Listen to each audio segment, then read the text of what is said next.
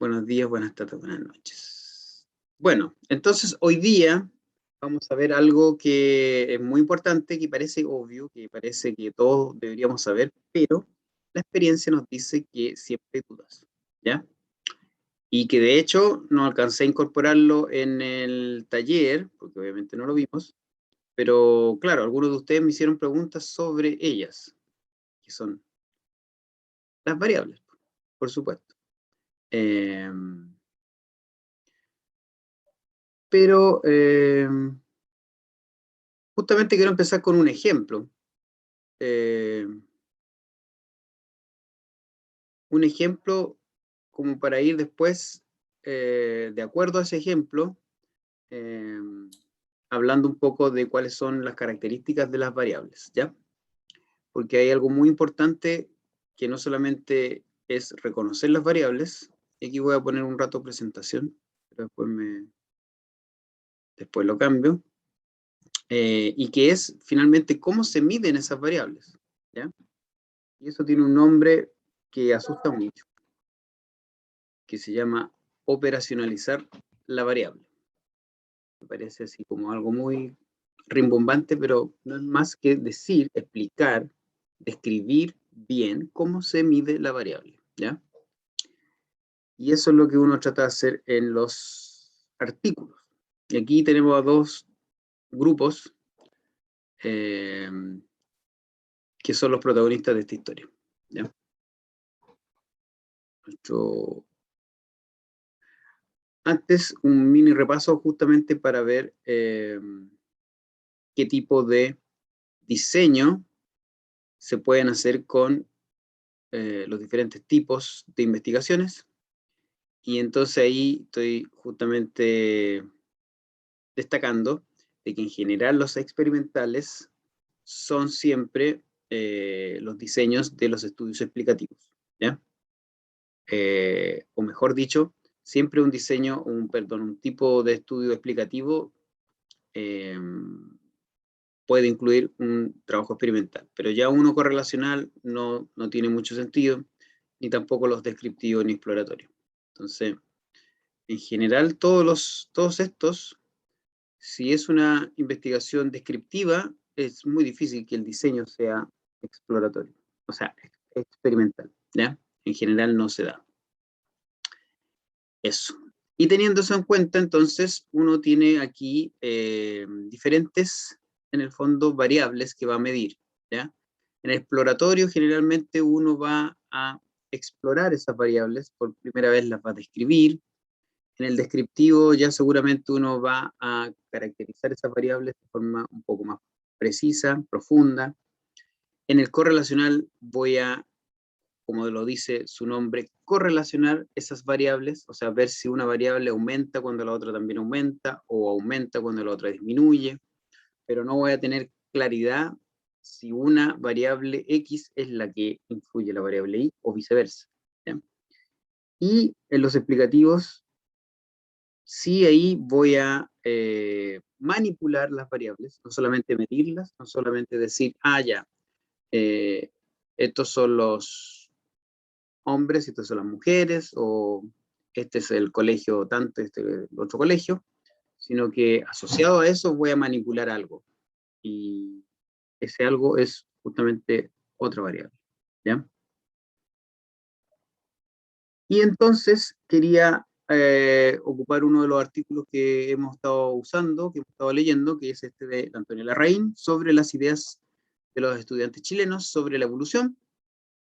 Y ella dice explícitamente en su trabajo que ocupó ciertos cuestionarios. Entonces, eso quiero que vayamos dándonos cuenta o relacionando los cuestionarios, los instrumentos que le llamamos a veces pruebas, son eh, justamente métodos, instrumentos para capturar alguna variable que nos interesa. Y pueden capturar cualquier tipo de variable, aunque podemos estar más o menos de acuerdo, pero en términos, por así decirlo, psicológicos, uno puede capturar eh, emociones, eh, actitudes, de acuerdo a lo que contesta en un cuestionario. Yo puedo saber si a ustedes les gusta esta clase o odian esta clase, si se sienten contentos en esta clase, si se sienten motivados en esta clase, o si se sienten aburridos en esta clase. Y eso no es algo cognitivo, sino que son aspectos más bien justamente emocionales o actitudinales que se pueden medir con un cuestionario. Entonces, como para que también vayan viendo eso de que en realidad es la aproximación, por ejemplo, cuantitativa, la que me hace pensar de que yo puedo capturar esas características del fenómeno a través de un instrumento, por así decirlo, objetivo. Entonces, en este caso, por ejemplo, la Antonia ocupó un cuestionario sobre aceptación de la evolución. ¿Se dan cuenta? Es como una actitud. Yo acepto la evolución o no creo en la evolución. Creo que algo que no es científico o algo que es científico. No me están preguntando si yo sé cuál es el proceso de selección natural o si yo sé cuál es el ancestro del hombre, simplemente, sino que me van a preguntar si yo creo que el hombre ha evolucionado. Entonces, esas son cosas actitudinales que se pueden estudiar a través de un instrumento. ¿Ya? Entonces, este instrumento es, en este caso, la Antonia ocupó dos instrumentos y uno era justamente para medir esta actitud que está mostrado aquí. Ahí tabla 2 dice cuestionario de aceptación de teoría de la evolución adaptado. ¿Por qué adaptado? Porque ese cuestionario tiene 20 preguntas y en este artículo se ocuparon solo 13. ¿Ya? Y estas son las, por así decirlo, se llaman reactivos, afirmaciones. ¿Ya? Por ejemplo,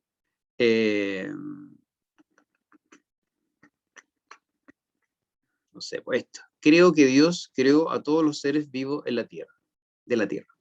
Entonces, en una escala de actitudes, yo eso digo si estoy de acuerdo o en desacuerdo. ¿Ya? Yo estoy de acuerdo. O sea, yo creo que Dios creó a todos los seres vivos. O creo que las especies han cambiado a través del tiempo.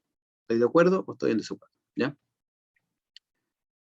Y entonces, en el fondo, este es una forma de capturar, de describir, de medir la variable que en este caso es las preconcepciones o las ideas de los estudiantes. ¿Ya?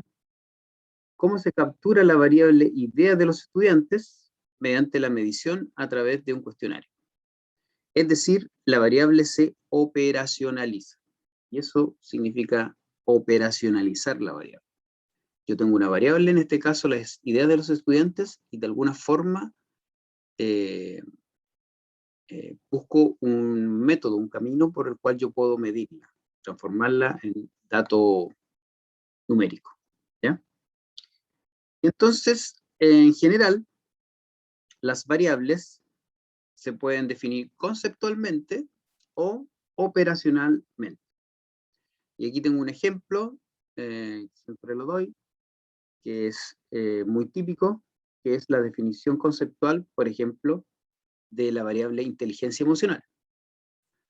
Uno puede decir, de acuerdo a los psicólogos, que inteligencia emocional es la capacidad para reconocer y controlar nuestras emociones. ¿Ya? Esa es la definición.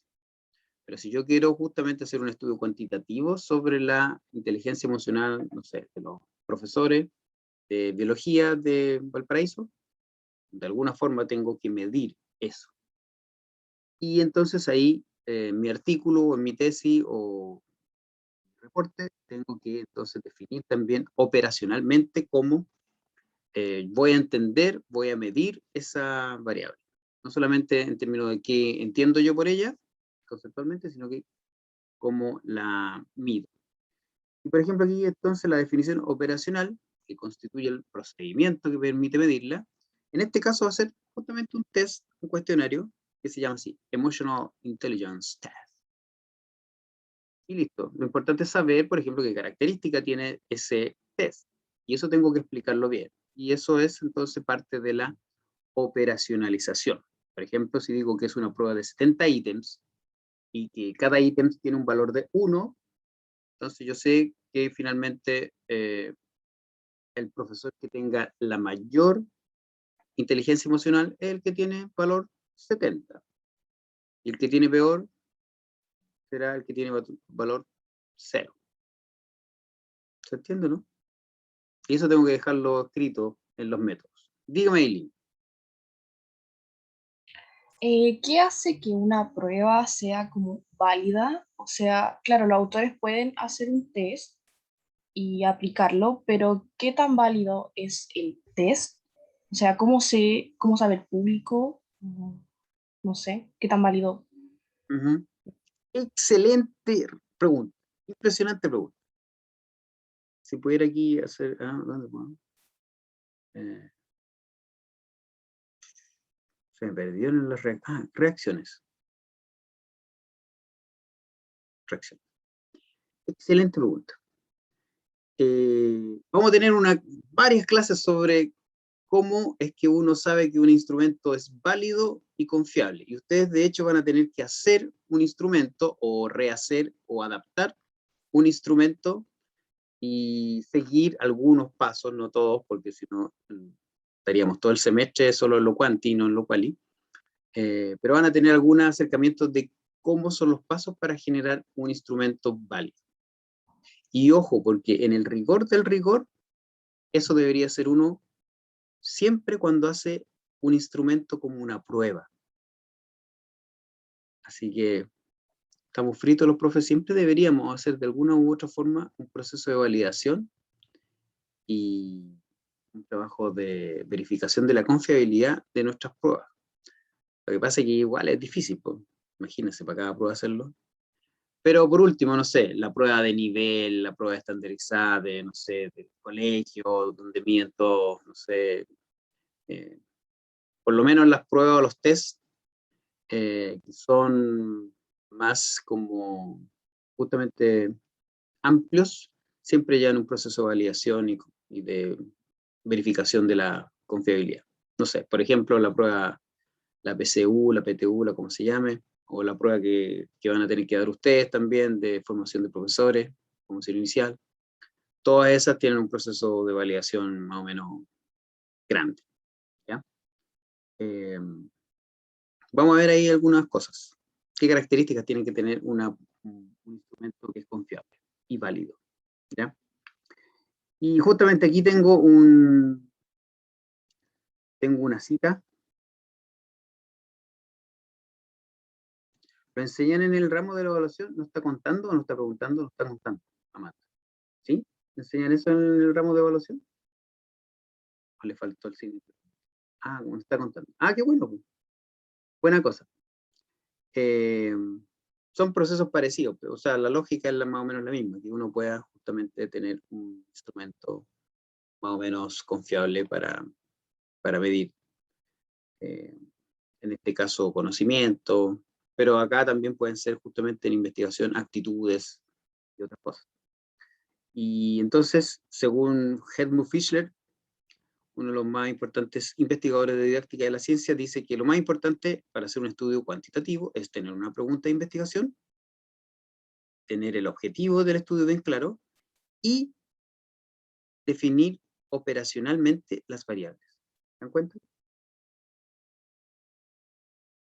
Exacto, Eileen. Hay un proceso. Bueno, te lo voy a contar. Te lo voy a contar aquí con este instrumento en particular. ¿Ya? Con este instrumento que es para medir la aceptación de la evolución. ¡Chum! Aquí está algunas características. Este es el paper original, el título, digamos, de nuestro amigo Michael Routledge, que está aquí. El chaconcito aquí, Rusia. Que tiene una característica muy interesante, que a él no le gusta volar. Entonces, uno, si quiere hablar con él, tiene que ir a su oficina, porque no lo ve en los congresos, porque no vuela. A no ser que sea muy cerca de ahí donde está, que creo que es California.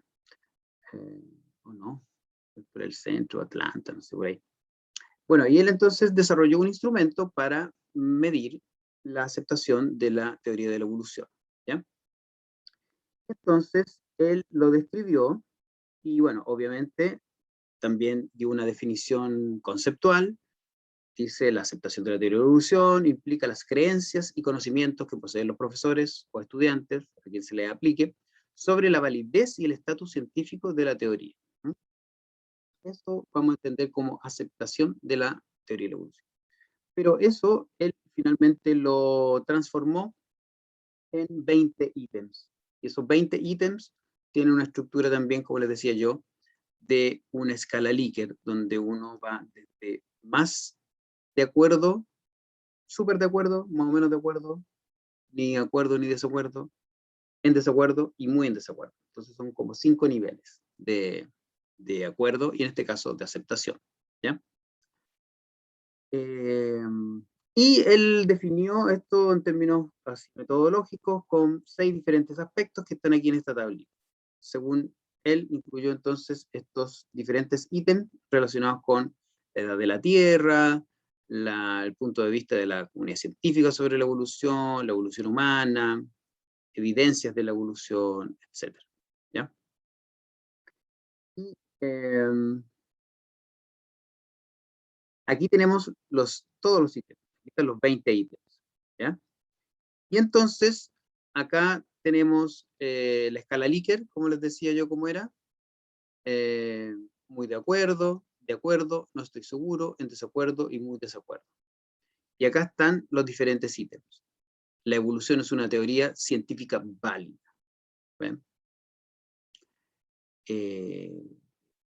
Pero el número 7 dice, la teoría de la evolución es incapaz de ser científicamente comprobada. ¿Qué le llama la atención de esos dos ítems? Uno dice que la evolución es una teoría científica válida y la otra dice que la teoría de la evolución es incapaz de ser científicamente Es comprobada. que uno está escrito de manera como hacia lo positivo y la otra por el contrario. No está escrita hacia lo positivo. Muy bien, Amanda. Entonces, ¿cómo deberías contestar tú esas dos preguntas, por ejemplo? O cualquiera. Bueno, para no la presión. ¿Cómo debería contestar alguien esas dos preguntas? De la misma forma, ¿a los dos le ponen muy de acuerdo, por ejemplo? No, porque se estaría contradiciendo. Se estaría contradiciendo, ¿cierto? Entonces, Aileen, esa es una de las primeras cosas que uno, por ejemplo, incorpora en un cuestionario de este tipo, para que sea válido y confiable, incorporar reactivos o afirmaciones que son contrarias. ¿Por qué? Porque eso te da cuenta de que si alguien, yo por ejemplo les paso este cuestionario a ustedes, y ustedes me dicen, no, sí, profe, yo lo contesto así como concentrado, no se preocupe. Y después están así, bien, todo dice, uy, qué lata el profe, y me lo ponen así todo como a la chunte, yo me doy cuenta que lo contestaron a la chunte. ¿Por qué? Porque, bueno, a no ser que por simple azar también justo lo pongan contrario, pero si lo tiran a la chunte, es muy probable que la 1 la conteste, no sé, muy de acuerdo, y la 7 la contesten de acuerdo. Entonces uno dice, qué raro que Aileen conteste así.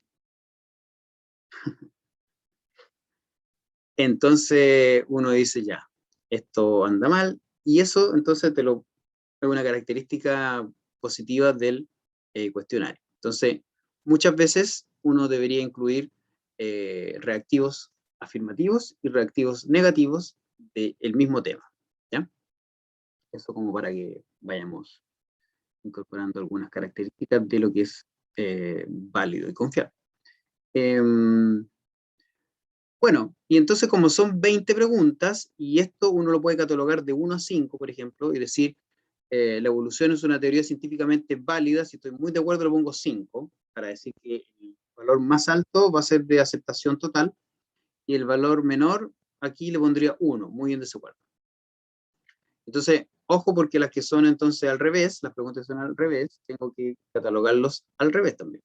Eso es algo que de repente uno se lo olvida y queda la escoba, queda la crema con la tesis. Pero, profe, se me olvidó dar vuelta a la pregunta. Pero bueno, si uno da vuelta a las preguntas y todo bien, uno tiene entre 20 y 100 puntos. Que muchas veces a uno también tiene una prueba que tiene mucha alternativa y la alternativa vale harto, y tiene entre 20 y 100. Y a veces uno puede tener entonces que 100 es un 7, no sé, 98 va a ser un 6,8 y así. En este caso uno también podría decir, Juanito tiene un 100% de aceptación de la teoría de la evolución y Pedrito tiene un 68% de aceptación. Pero, como para hacer una aproximación así rápida, el autor o los autores de este artículo dijeron, además nosotros vamos a como generar una variable categórica de la aceptación. Y se le ocurrió, yo diría más o menos arbitrariamente, decir que, bueno, que cualquiera que tenga 52 puntos o menos, tiene, o vamos a entender que tiene una baja aceptación. ¿Ya? O muy baja, perdón. Y entre 53 y 64 es baja, y entre 65 y 76 es moderada, entre 77 y 88 ya es una alta aceptación, y sobre 89 quiere decir que usted es Darwin, o su nieto, o tataranieto. ¿Ya? Entonces, ¿se dan cuenta la diferencia de que esto sigue siendo la misma variable, pero aquí ahora ya está como categoría? Mientras que si yo mantengo el cuestionario solamente en términos de porcentaje, va a ser una variable continua, que se llama, ¿ya? Entonces, eso es una de las primeras cosas que uno tiene que darse cuenta, que hay variables que son categóricas y otras que son continuas o medibles, pero que incluso uno puede transformar unas en otras. Obviamente es mucho más fácil transformar una medible, una que tiene muchos valores, en una categórica, porque yo defino las categorías. ¿Se entiende eso? Porque eso es muy complicado. Si alguien no lo entiende, es totalmente aceptable. O alta aceptación. Si lo entiende a la primera, es porque ya es brillantísima, o brillantísimo. Uno tiende a dudar sobre la categorización de las variables. Muchas veces uno tiene que definir algo, y entonces por eso hace categoría. Porque si yo quiero saber, por ejemplo, el nivel de estrés de los profesores, y hago un test, y uno le digo, oye, bueno, ¿están estresados o no están estresados los profes con la pandemia? Y digo, mira, en general hay como 2.000 profesores que tienen un 68% de estrés. Y me dice, bueno, pero ¿qué es lo que es eso? ¿Es alto, bajo, súper alto, súper bajo? No entiendo. Entonces uno, cuando, por ejemplo, necesita tener un límite o una definición de estados, por ejemplo, uno dice ya, entonces digamos que sobre 70% de estrés es porque ya está con, ¿cómo se llama? Se me olvidó el nombre. Cuando uno está muy estresado, muy estresado, está con burnout, uno está quemado, burnout. Entonces, uno podría decir sobre 80%, 80 puntos, sobre 80 puntos es que está con burnout.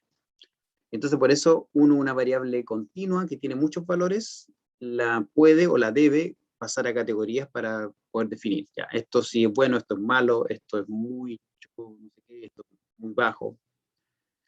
Pero si yo, no sé, pues la nota de un curso es el conocimiento sobre algo que quiero medir, de repente me sirve tener algo con muchos valores.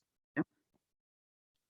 Bueno, toda esta cháchara es para mostrarle que uno tiene que definir bien cómo, en el fondo, definió la variable de aceptación de la evolución. Yo tengo que decir que esa variable es a través, en este caso, de un cuestionario, el cuestionario tiene tales valores, y si yo quiero, les digo además que esa variable va a ser categórica y los valores son de aquí y allá. O que la variable es continua y entonces la dejo como con todos los valores. ¿Ya? Y aquí está simplemente el trabajo, el N fue 500, lo validó con 500 profesores. ¿No? Y ahí están ahí algunos resultados que no tiene mucho sentido verlo ahora, sino que entender que entonces la variable, en este caso, aceptación de la evolución, se midió con un cuestionario, y ese cuestionario tiene ciertas características que yo debo decirlas en mi artículo, en mi tesis, en mi investigación.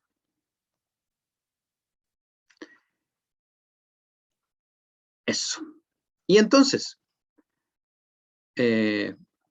para corroborar que están por ahí, y no se quedaron dormidos con tanta cháchara, Hablemos un poco de cuáles son las variables de su estudio o de cualquier estudio, porque de los estudios que ustedes empezaron a hacer, ¿cierto? En algún momento, algunos eran cualitativos, pero nombremos algunas variables, pensando que variable es cualquier característica, atributo, propiedad de algo o alguien que no se presenta siempre de la misma manera. Que por lo menos varía en dos formas. Por lo menos tiene dos versiones. Si ya tiene dos versiones, es una variable. El trabajo de ayer, por el taller. ¿Qué variables habían en el taller?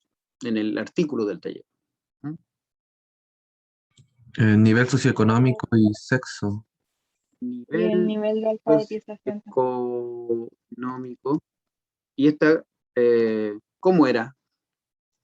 En términos, ¿era categórica o era medible? ¿Eran 2, 3 categorías o eran, no sé, valores infinitos? Era categoría. Muy bien, categorías. Dijeron el género o sexo. Ese también era categórico. No hay sexo infinito. No hay infinitas, bueno, hay algunos cuestionarios sobre visiones así como de la femineidad y la masculinidad. Y uno hace ese test y uno dice, usted es 89% masculino. Bueno, también podría ser. Pero en este caso era principalmente niños y niñas. ¿Qué otro? El Alguien nivel dijo de- por ahí el nivel. El nivel de alfabetización científica Muy bien, también. alfabetización. ¿Qué tan alfabetizados están los niños chilenos? Alfabetización.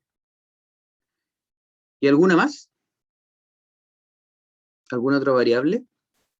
¿La actitud? Muy bien, la actitud hacia la ciencia. Actitud hacia la ciencia. Ese se medía por un instrumento que era siempre se me olvida porque yo tengo dislexia, entonces no sé si es torsa o tosra. ¿Torsa o tosra? Se medía por creo que es tosra. Tosra. ¿Está bien ahí? No, al revés. Sí, está bien, está bien, está bien. Está bien. ¿Está bien? Tosra. Entonces, no torsa, tosra. Ya, muy bien. Alguien por casualidad llegó hasta una tabla que hay como al final del paper, donde también medían como... Había otra variable, que era algo así como el rendimiento en biología, parece, o algo así, o en ciencia. Su promedio, eso también es una variable. Un niño tiene un 6.8, otro niño tiene un 6.2, otro niño tiene un 4.5, otro tiene un 4.9. Hay no miles, pero múltiples valores. Por lo tanto, es una variable medible, continua, generalmente se reconoce. Y de los estudios, propuestas de trabajo de título que ustedes han hecho, ¿qué otra variable podrían reconocer? ¿Se les ocurre alguna? Este es continua. Continuo. O medible, por lo menos. Medible, creo. Porque era en porcentaje, el TOSR era en porcentaje. ¿Alguna otra variable que se le ocurra? Sus El propios... contexto. El ¿Cómo contexto en hace? donde viven los estudiantes, contexto rural o contexto urbano. Muy bien, rural o urbano, ¿cierto? Contexto. Esa es una variable, obviamente, categórica, que ¿cuántas posibilidades tiene? 2, yo creo. 2, ¿cierto? Rural o urbano, es que lo mido Claro. así. Obviamente también hay como grados de ruralidad y todo, pero Claro. categórica, por lo tanto, si tiene dos categorías, se le llama binaria. Ya. Binaria. Independiente de que tenga, por ejemplo, Claro, como porcentajes de ruralidad o Bueno. urbanismo.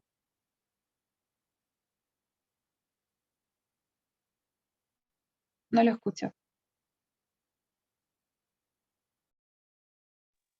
Profe, no se escucha. Profe, Profe, Creo que no nos escucha a nosotros tampoco. profe, güey. No, Tampoco nos escucha. quizás se le cayó el internet. Nada, me hago ladito. ¡Profe! dígale algo. Pucha, yo quería escuchar esa explicación. Mándale un correo. Dice, Un correo. Votación. Oye, esto está quedando grabado, así que ojo.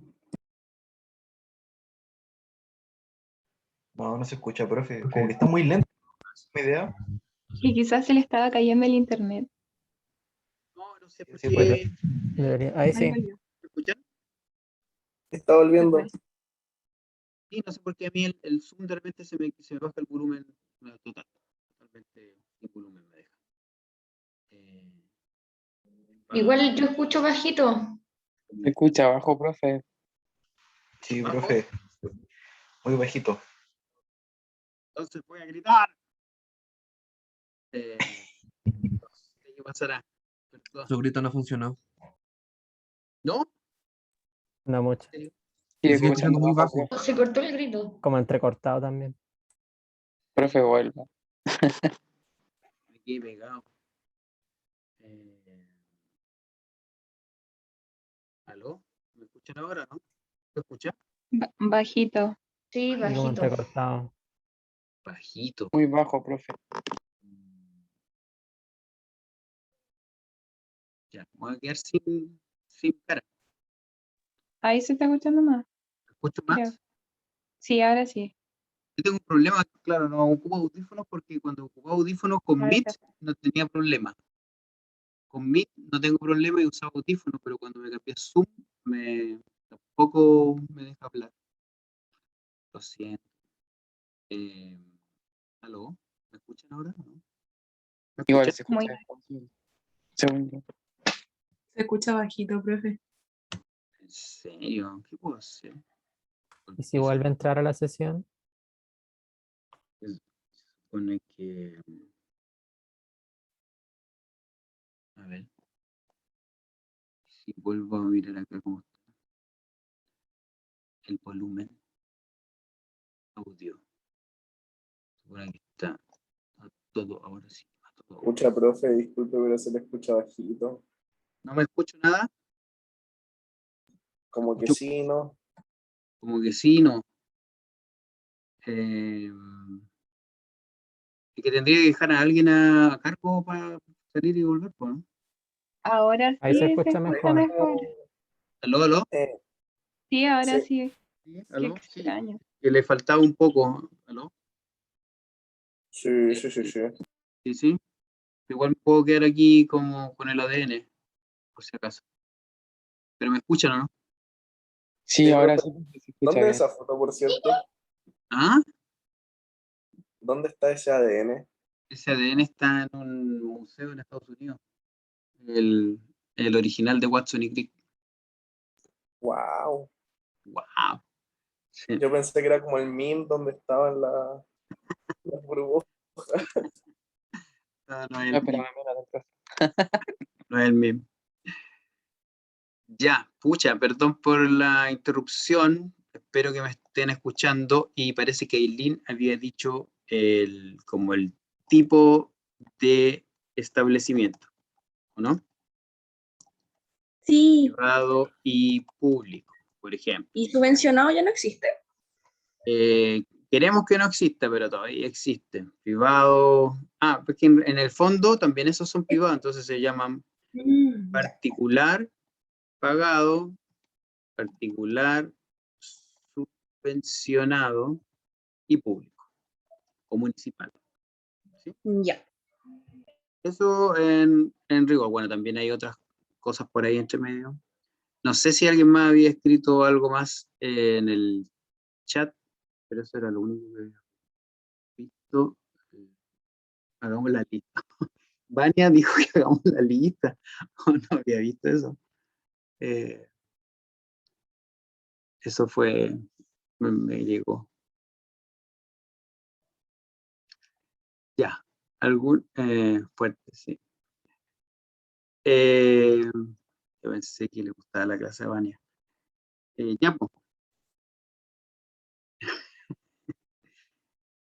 Una última variable. A ver qué variable. Una típica, una muy típica. De lo que hemos estado viendo, de sus propios instrumentos, o perdón, investigaciones, de las investigaciones que hemos estado estudiando, didáctica. ¿Alguna otra variable El típica? pensamiento de los profesores sobre algún tema, ¿Cómo? ¿Sobre algún tema? ¿Qué cosa de los profesores? como el pensamiento de los profesores sobre un tema, Ah, claro, sí, también. Muchas escala de veces, Likert. exacto, la percepción de profesores sobre la enseñanza, por ejemplo. A uno le preguntan, Profe, pero ese no sería la variable, pues sería como el tema. Las variables podría ser quizás, ay, no sé, como lo que le vamos a preguntar dentro de los cuestionarios, ¿o no? O los niveles de percepción. sí, claro, podría ser, claro, en el fondo ahí se parece harto al tema, pero yo puedo hacer un cuestionario sobre percepciones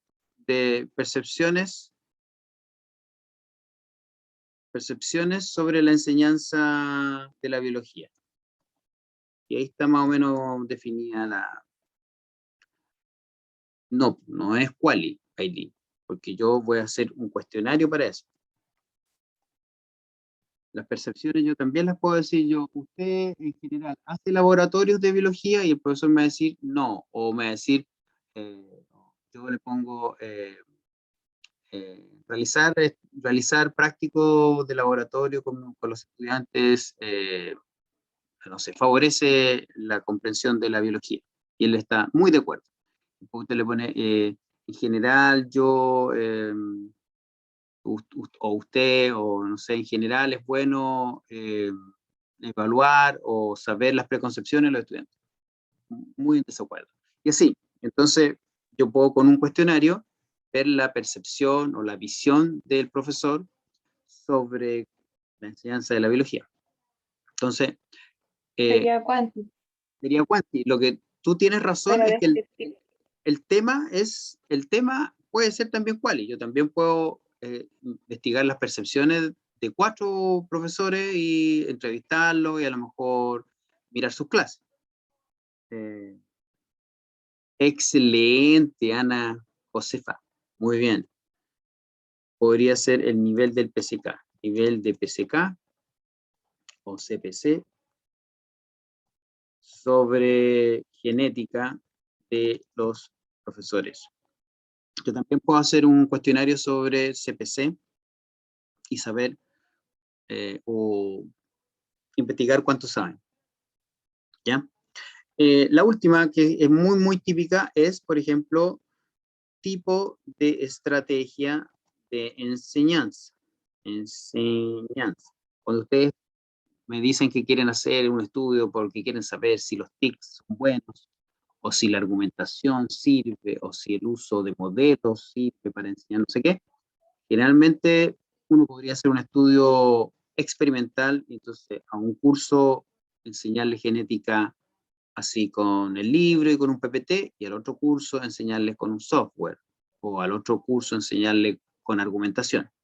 Entonces el tipo de estrategia de enseñanza generalmente es una tradicional versus una innovadora. Entonces también es una categórica. ¿Se entiende?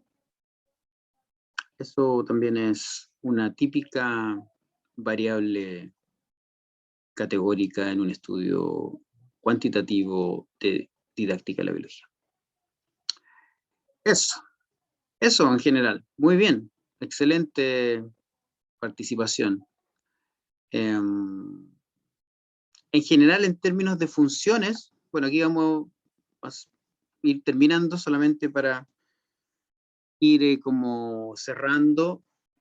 los tipos de variables pueden ser en términos como de formas de medirse, que es lo que estábamos hablando un poco de categórico versus continuo, pero también en términos de función. Entonces, esto también es una cosa que les cuesta mucho, o que nos cuesta a todos, saber cuándo una variable es la que afecta a otra variable y cuándo es la que es afectada por alguna variable.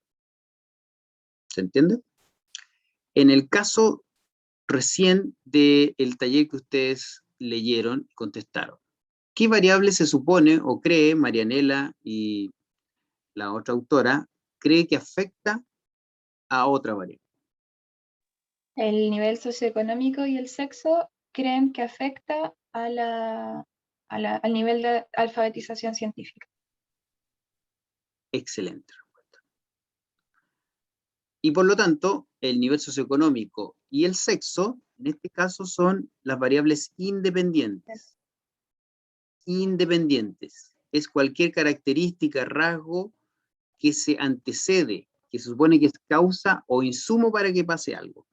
Entonces yo digo, sí, yo creo que en realidad los niños que de nivel socioeconómico bajo, en realidad tienen poca motivación, una baja actitud hacia la ciencia. Bueno, si yo creo eso, entonces yo estoy creyendo que hay un efecto de la variable socioeconómica sobre la otra variable que es la actitud, y por lo tanto esa es la dependiente, ¿ya?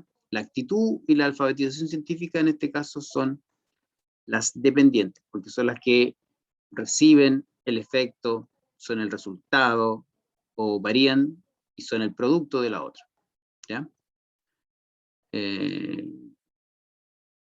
Eso es, en términos generales, son como los dos como nombres más típicos, variable dependiente, independiente, pero también a veces le llaman variable predictora y resultado.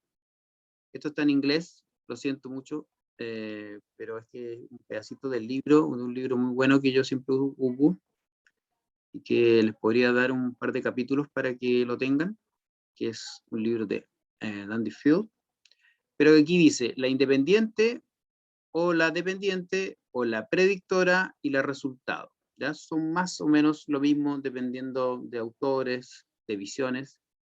Él mismo dice que ojalá todos ocupáramos lo mismo, pero que él lo pone ahí por si acaso. ¿Ya? Y por otro lado están entonces las variables o otra clasificación de las variables de acuerdo a cómo se miden. Son medibles cuando pueden obtener muchos valores, son categóricas cuando en general tienen poquitos valores o categorías o estados, ¿ya? Entonces ahí están justamente las que dijimos, nivel socioeconómico, género, no sé, tipo de innovación, tipo de estrategia de enseñanza, ¿ya? Y en general en algunos textos se reconocen aquellas que son discretas dentro de las medibles y aquellas que son continuas, ya continuas, real, de real continuous. ¿Cuál sería discreta? Por ejemplo, bueno, en términos de definición, aquellas que tienen justamente valores como enteros, ¿ya? O sea, que no hay valores intermedios. Por ejemplo, a mí me preguntan, ¿cuántos hijos tienes? Yo digo 2. Y nadie puede decir 2,5 hijos. O tengo 2 hijos y medio. A no ser que tenga uno en camino. La realidad no se espera. Pero en general el número de hijos o el número de ramos, por ejemplo. Yo les pregunto a ustedes, díganme en el chat, ¿cuántos ramos han aprobado? Esa es una variable que yo podría a lo mejor correlacionar con alguna otra cosa. No sé, como cómo le va en el curso, con su desempeño en la práctica, cualquier cosa. Bastián puso 0, no aprobó ni uno. Puede ser otro. ¿Cuántos ramos han aprobado? ¿Alguien me puede decir? ¿En el chat? O ya no me están escuchando de nuevo. Sí, sí se escucha. Les decía, les preguntaba que cuántos ramos han aprobado, pero sí por tener un número nomás, porque ese tipo de variables, número de ramos aprobados, sería discreta. No es categórica porque ya puede ser mucho, ¿cierto? Puede tener aprobado 1, 2, 3, 4, 5, 6, 28, 29. Estamos contando. Ya, perdón. No, pero era así como al ojo. Si llevan 3 años. 5 por semestre. Claro, 5 por semestre. Y llevan 6 semestres, pueden ser 6 por 5, 30, claro. Muy bien ahí. Claro, pueden ser 28, 29. Entonces, esa es una variable medible, pero discreta, porque toma números enteros nomás. No tiene mucho sentido tener números intermedios, ¿ya? Mientras que la continua tiene muchos más. Por ejemplo, su estatura, por ejemplo, su promedio ponderado. Claro, porque ahí cada nota puede ser, dependiendo cómo la saquemos, usted puede tener un 6,88, puede tener un 5,92. Entonces ya hay más de 100 valores, con 2 decimales hay muchos valores. Entonces en general las notas podría decir que es continua, más que discreta. ¿Ya?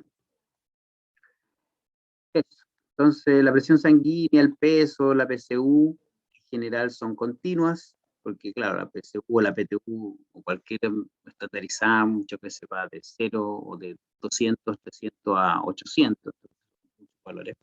Y las discretas son, no sé, por número de curso aprobado, las notas sí a lo mejor son notas categóricas, aprobatoria y reprobatoria, como las del foro, no sé, un 4, un 5, 5, un 7, son discretos. Y, claro, este también es un extracto, pero este ya lo traduje de aquí del libro del Andy Field, donde también nos dice que hay veces que una continua parece discreta y una discreta parece continua, y por lo tanto, esto es para que entiendan mejor, no para que se la aprendan así como de nombre, pero lo importante es que puedan distinguir si una variable es continua, discreta, si es medible o categórica. La edad, por ejemplo, uno podría decir que son continuas, pero también uno a veces hace incluso categorías, o sea, decirlo, niños, jóvenes, adultos y viejos, son categorías. O yo digo, bueno, en general, no sé, diga su edad de 5 en 5. Entonces va a ser una variable continua, pero más bien discreta.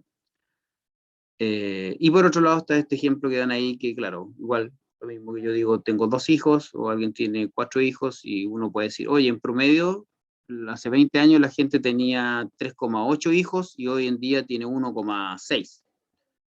Entonces, igual se da ese dato, pero en el fondo no tiene sentido, porque no hay 1,3 hijos, o como está ahí el ejemplo, 6,3 parejas, o pololo, o polola, ¿ya? Pero entonces de repente se usan indistintamente, o se convierten una en otra.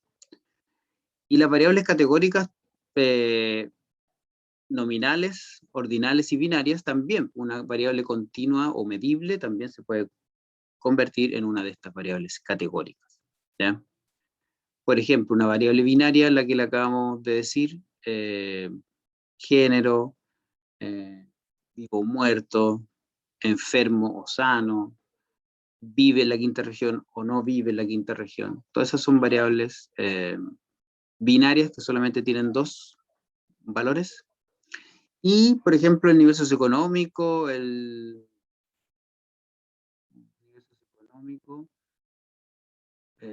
son ordenados, ¿cierto? Porque va del nivel socioeconómico más bajo al más alto, y por lo tanto son ordinales. Como para entender la diferencia con las nominales que, no sé, dieta, los carnívoros, los herbívoros, los veganos. No sé, color que más te gusta. Hay cosas que también son categorías, pero no tienen ninguna preferencia ni orden, ¿ya? Entonces las que tienen orden, en general uno dice que son categóricas ordinales, las que no tienen orden establecido son nominales, y si solo son 2, son binarias. Eso, ¿ya? Ahí, para terminar, solo hay un par de ejemplos con lo mismo. Este es un estudio, igual me gusta mostrarlo porque son de compañeros de ustedes. estas dos chicas, estas dos profesoras a estas alturas de la vida, hicieron su trabajo de título conmigo y tuvimos, no voy a decir la suerte, sino que tuvimos no sé, la oportunidad de publicar ese trabajo de título, ¿ya? Y lo publicamos en una increíble revista que es la International Journal of Science Education, y la Emilia y la Beatriz analizaron datos que yo tenía ya de mi proyecto, y que era lo mismo, más o menos, o muy parecido a lo que hizo la Antonia, a lo que mostró también este investigador norteamericano, y justamente usamos su cuestionario, lo tradujimos, lo validamos, lo utilizamos para ver cuál era el nivel de aceptación, comprensión de la teoría de la evolución en profesores de biología. Y justamente aquí podemos ver la frecuencia, o sea, el número de profes que tienen diferentes niveles de aceptación. Por lo tanto, ahí estamos mostrando más bien categóricamente o de forma discreta.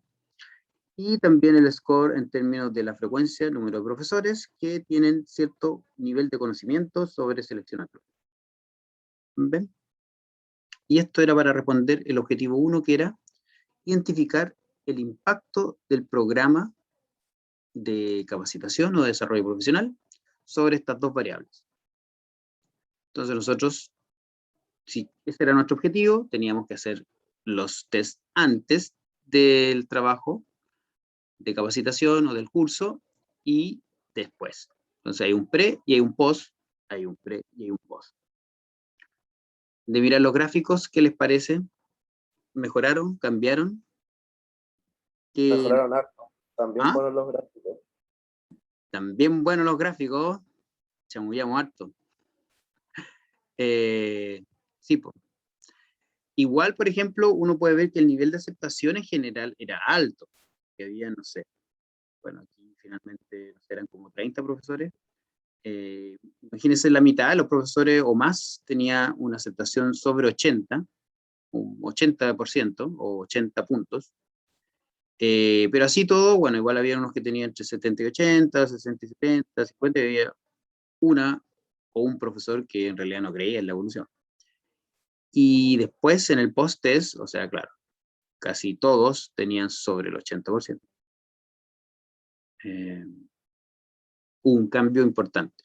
Y uno, entonces, la variable aceptación la medimos con ese instrumento y en este caso había un pre y un post-test. ¿Ven?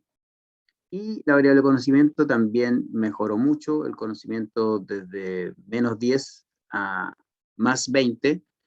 ¿Por qué era negativo esto? Porque la variable incorporaba las preconcepciones. Entonces, si un profesor respondía con una preconcepción, la pregunta sobre evolución era -1. Y como eran 4 preguntas, imagínense, este profesor profesora contestó las 4 preguntas e incorporó más de 2 o 3 preconcepciones por cada pregunta. Importante. Y había muy pocos que incorporaban muchos conceptos correctos. Y entonces esto de aquí pasó para allá. ¿Ven? Eso. Ya pues. Eso. El otro objetivo del estudio era relacionar la comprensión de la naturaleza de la ciencia con la comprensión y aceptación de la teoría de la evolución.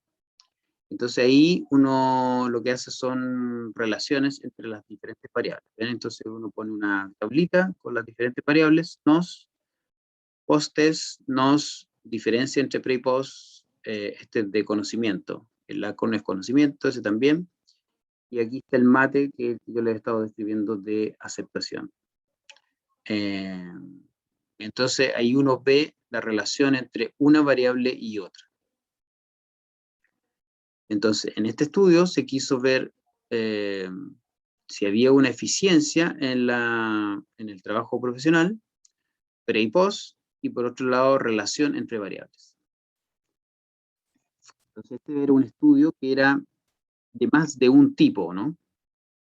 Era explicativo, correlacional, descriptivo, exploratorio. Piénsenlo. Lo único que les digo es que teníamos dos objetivos y los dos objetivos era uno como para cada tipo de investigación. ¿Ya? Y esta es la última diapo, que en realidad es un resumen de datos. Tenemos aquí creo que 15 estudiantes y justamente tenemos cada estudiante con su, creo que aquí falta una columna, se me perdió. También con lo mismo, con su conocimiento de evolución pre, con su conocimiento de evolución post, con su, ahora que ustedes ya conocen, aceptación de la evolución pre, y creo que el original también está con aceptación de la evolución post, con el mismo, todo con el mismo instrumento. Si se fijan, hay algunos que creen poquito o tienen una aceptación baja y otros que tienen una aceptación muy alta. Entonces la idea es que hoy día hagan un par de ejercicios en el taller con estos datos reales de nuestros proyectos y muy parecido a lo que hemos estado viendo hoy día de el instrumento MATE, por lo menos ese instrumento que acabamos de conocer, el mismo con que recolectamos esos datos. Dudas, consultas, para que tengan ahí un tiempo antes de llegar al taller. Pero esa es la sinopsis del taller. Van a ocupar los mismos datos, o sea, no los mismos, sino que datos con los mismos cuestionarios que hemos estado mirando hoy día, de aceptación y otro de comprensión de evolución, con datos reales de estudiantes de tercero medio. Amanda está levantando la mano, yo preguntando. Diga, Amanda. Sí, quería ver si entendí bien cómo responder. Cuando pone variables según función, si es dependiente o independiente. Exacto. Entonces, si es medición, es lo siguiente, y si es por nombre, tendremos que poner si es conceptual, continua o categórica. ¿Pero qué es lo que me estás leyendo? Son quizás apuntes que yo tomé, pero claro. el primer recuadro que hay que llenar, que sale solamente variable, parece que salía. O sea, primero identificar las variables, porque hay veces que igual se equivocan. Entonces uno, por ejemplo, en el trabajo del taller, en el artículo de Marianela, no sé, pues que alguien ponga que también es una variable el número de estudiantes. Porque también es un dato, pero en realidad esa es la muestra. Ya. Sí. Igual lo primero es identificar cuáles son las variables y bueno, obviamente si pone al tiro, bueno, la variable dependiente es esta y es medible, bueno, ahí ya estás como caracterizándola completamente. Pero muchas veces yo les pido que primero digan cuáles son las variables, después digan qué función tienen y después cómo se midieron o qué tipo en términos de forma de medición. Los profes del estudio, sí, los profes del estudio son de biología. ¿Por qué me pregunta el libro? Usted dice, ¿cómo no van a saber de biología? ¿Cómo van a no aceptar la teoría de la evolución? Claro, sí, porque uno no aceptaba la teoría de la evolución. Entonces, yo dije, a lo mejor es de, no sé, historia, religión, lenguaje. No, son profesores de biología que no aceptan la teoría de la evolución. O en el fondo tienen dudas, o no están muy seguros. Así que sí, ¿no? Sí, nosotros hemos hecho estudios acá y, bueno, en general en todo el mundo, pero acá también hay muchos problemas con la comprensión del contenido mismo y también hay, no tanto, porque eso que hubiera uno, en Estados Unidos si hubieran sido 30, 15 en Estados Unidos no creen. Hay uno de 30 no es nada. Pero sí, al estudiante que le toca a ese profe, claro, no va a hacer mucho seguramente lo que aprende de evolución, si ni el profe cree en la evolución. Pero sí, eso pasa. Qué fuerte, sí, pues fuerte. Bueno, por eso nosotros, una de las una de las cosas que más hemos estudiado en la evolución, porque tiene ese componente de actitud o de,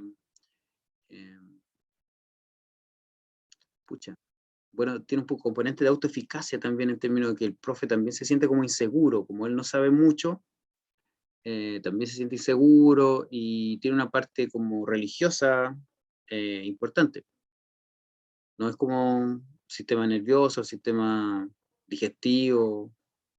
Todos creemos en el sistema digestivo, pero no todos creen en la evolución porque piensan de que es como contradictorio con su fe. Diga, Camila.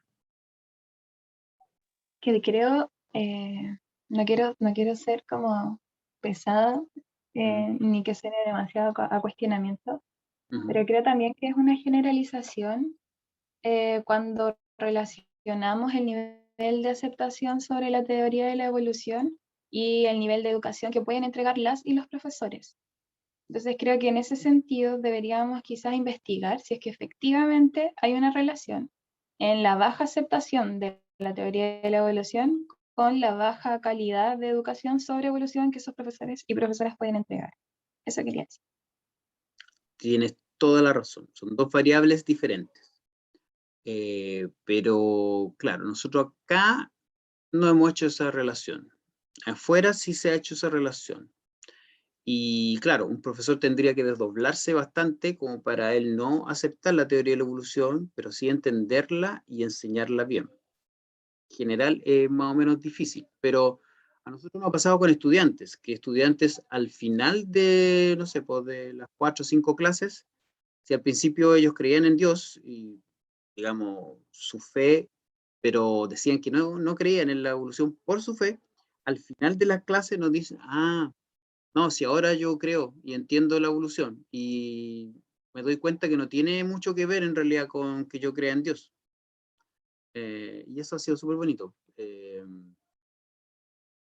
Entonces, claro, uno puede hacer bien la pega, aunque en el fondo no crea en la evolución, pero es difícil.